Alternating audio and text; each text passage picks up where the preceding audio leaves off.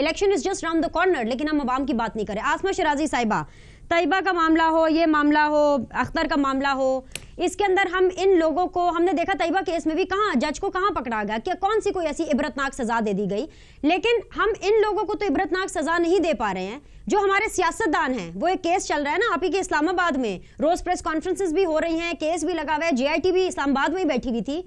उस मामले में क्या सियासतदानों को एक इबरतनाक सजा दी जा रही है, एक एग्जाम्पल सेट होने जा रही है आसमा शराजी साहिबा? बिल्कुल बिनेश, देखिए पहली बात तो जो आपने कहा कि जिस तरह तशद्दुद केस एक और सामने आ गया लाहौर में, और ये बहुत ही अनफॉर्चुनेट है। PMLN की MPA हैं जिनके घर में ये सब कुछ होता रहा है।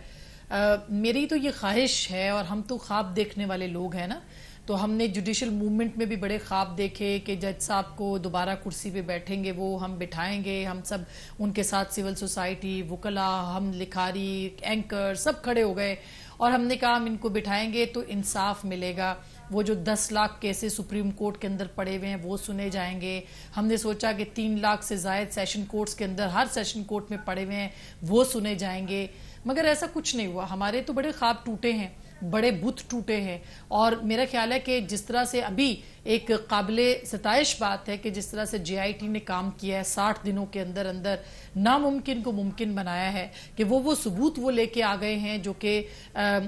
उनको चाहिए थे। अगर इसी तरह से पाकिस्तान के इदारे, अदालतें और जज पाकिस्तान के अवाम के लिए भी काम करें और वहाँ पे भी JITयाँ बन जाएं, तो मेरा ख्याल है कि इससे बड़ा मुआवजा कोई नहीं होगा, इससे बड़ी तब्दीली कोई नहीं होगी, इससे बड़ा नया पाकिस्तान नहीं होगा, मगर ऐसा है नहीं। सो जो केस यहाँ पे सुना जा रहा है वो तो बहुत ही मेहनत के साथ उसकी रिपोर्ट तैयार हो गई है। गो के उसके ऊपर एतराज़ात भी बहुत से उठा दिए हैं PMLN ने, और वो जल्दी इसको एतराज़ को सुप्रीम कोर्ट के सामने भी लेके जा रहे हैं। लेकिन ये एतराज़ात के अलावा भी अगर आप उस रिपोर्ट को पढ़ें तो वो रिपोर्ट एक बहुत ही कॉम्प्रिहेंसिव और बहुत ही ज़्यादा डिटेल्ड रिपोर्ट है, बहुत सबूत के साथ है। सिवाय मुझे खुद पर्सनली उसको पढ़ के कुछ जगहों पे लगा कि बहुत ज़्यादा कुछ